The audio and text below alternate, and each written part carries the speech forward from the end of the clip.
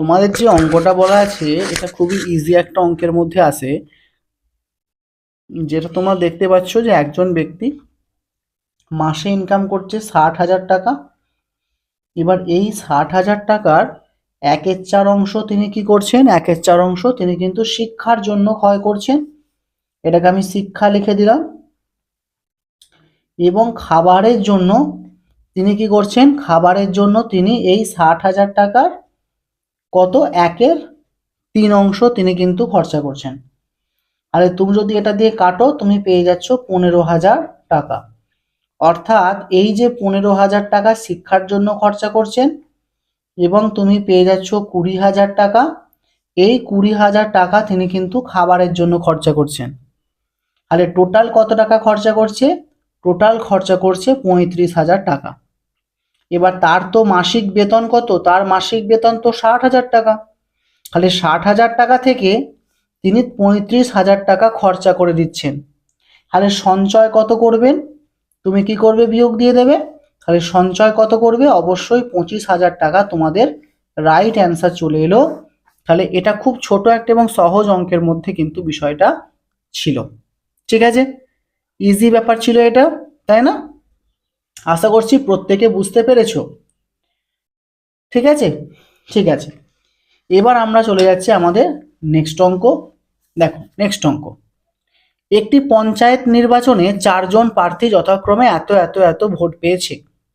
বিজয়ী প্রার্থীর ভোটের শতকরা হার কত? একদম ইজি ব্যাপার,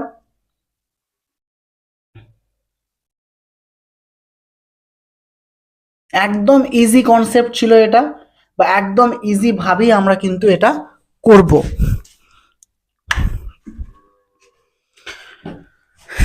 দেখো বিষয়টা কি বলছে। তাহলে সবার আগে তোমাকে জানতে হবে যে ওই যে 4জন প্রার্থী যে ভোট পেয়েছে, তাহলে টোটাল কতগুলো ভোট ছিল। তুমি দেখতে পাচ্ছ টোটাল ভোট কত ছিল। কি করবে? সব কটা যোগ করবে। আমি এখানে লিখে লিখে করছি, তোমাদের কিন্তু লেখার কোনো দরকার নেই, তোমরা অঙ্কের ওখানেই করে দিতে পারো। তাহলে প্রথমে আমি লিখছি 2400, তারপরে বলছে 5432 1132 এবং 526। 6 আর 4 10 হাতে থাকে 1, 3 আর 3 6 আর 3 9, হাতে কিছু নেই। 4 আর 4 8 আর 1 9 আর 5 14, 4 হাতে 1, 5 আর 1 6 আর 2 8 আর 1 9, মানে 9490। এটা হচ্ছে টোটাল ভোট। ঠিক আছে, এইবার ভালো করে বোঝো, টোটাল ভোট হয়েছে। এবার বলছে বিজয়ী প্রার্থী ভোটের শতকরা কত পেয়েছে। তাহলে বিজয়ী প্রার্থী কত পেয়েছে? তুমি দেখতে পাচ্ছ এই ব্যক্তি হচ্ছে বিজয়ী ব্যক্তি, তাই তো? তাহলে এতর মধ্যে অর্থাৎ 5432 কতর মধ্যে 9490, অর্থাৎ এই যে 9,490 এর মধ্যে যিনি জয়লাভ করেছেন তিনি পেয়েছেন 5,432, এতটা। হ্যাঁ কি না? এবার বলছে বিজয়ী প্রার্থীর শতকরা হার কত। যেহেতু শতকরা বলেছে তাহলে তুমি এখানে 100 দিয়ে গুণ করে দাও, সিম্পল ব্যাপার। এবার তোমাকে কি করতে হবে? কিছুই নয়, কাটাকুটি করতে হবে, সিম্পল। ছোট আকারে কাটাকুটি করতেই পারো, অসুবিধা কিছু হবে না আশা করছি, তাই না? দেখো শুরু করো। 9 9 18, 18 আর 4 22, মানে 3 দিয়ে কাটাকুটি যাচ্ছে না, হলো। এরপর তোমার নেক্সট কি করবে? এটাকে দিয়ে ভাগ করবে। তাহলে তুমি যদি এটাকে দিয়ে ভাগ করো, তুমি দেখো ভাগটা কিন্তু প্রচুর ফাস্ট করতে হয়, নাহলে কিন্তু আমাদের কাছে সময় থাকবে না। তাহলে এবার ভাগটা করব কি করে? পরীক্ষা আসতে বা তোমাদের মাথায় আসতেই পারে যে এত বড় ভাগ আমি করব কি করে। তোমরা অপশন টেস্ট করে তোমরা করে নাও। তুমি এখানে 5 বসাবে, কারণ তবেই হবে। 5 9 45 5, হাতে 4, 5 4 20 আর 4 24 4, হাতে 2, 5 9 45, 45 আর 2 47, হলো। তারপরে দেখো 5 কত দিতে 12, 7, হাতে থাকে 1, 4 1 5, 5 4 দিতে 9, 7 আর 7 14, 4, হাতে 1, 747 হচ্ছে, হ্যাঁ কি না? আচ্ছা, 747।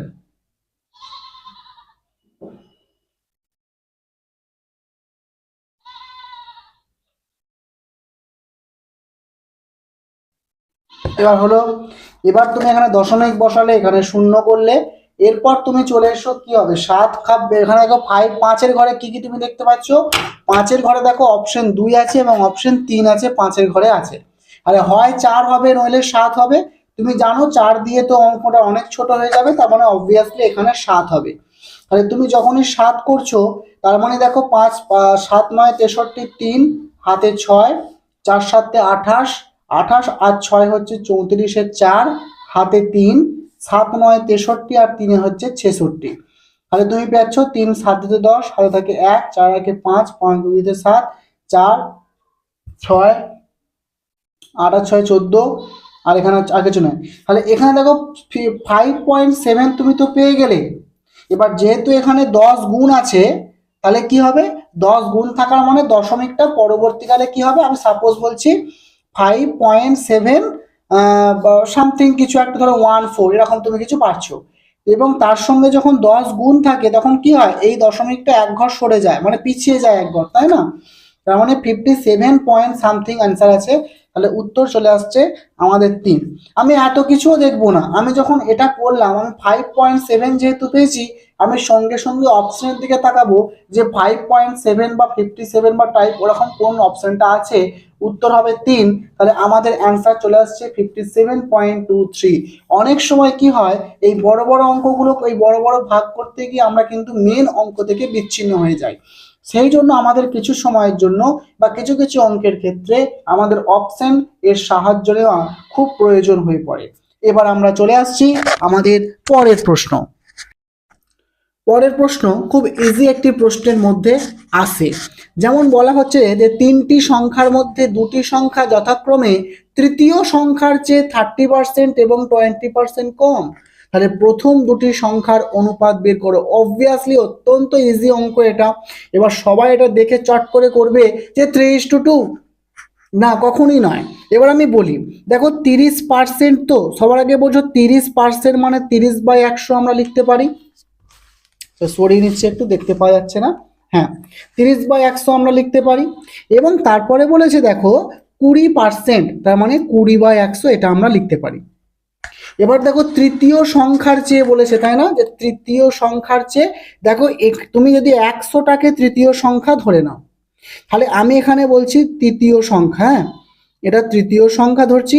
তাহলে তৃতীয় সংখ্যা যদি 100 হয়, তাহলে এই 100 থেকে 30 কি কম, তাহলে 100 থেকে যদি প্রথম সংখ্যাটা 30 কম হয়, তাহলে প্রথম সংখ্যা কত হয়ে যাবে, অবশ্যই 70। আর দ্বিতীয় সংখ্যা কত হয়ে যাবে তুমি জানো, 100 থেকে যদি 20 কম হয়, তাহলে দ্বিতীয় সংখ্যা হয়ে যাবে 80।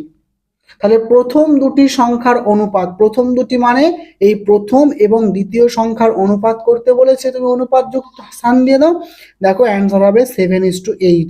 তোমাদের অ্যান্সার চলে আসছে 7:8। খুব ইজি অঙ্কের মধ্যে ছিল এটা, আশা করছি প্রত্যেকে বুঝতে পেরেছো তোমরা। ঠিক আছে, এবার আমরা চলে আসবো আমাদের নেক্সট অঙ্ক। দেখো সিম্পল ভাবে যদি অঙ্কটা আমরা করতে চাই, আমরা এইভাবে বলবো, একজন ব্যক্তি তার অর্থের 20% হারিয়ে ফেলছে। আমি যদি তার কাছে 100 টাকা টোটাল অ্যামাউন্ট আছে, এখানে লিখছি তার কাছে টোটাল অ্যামাউন্ট আছে 100 টাকা।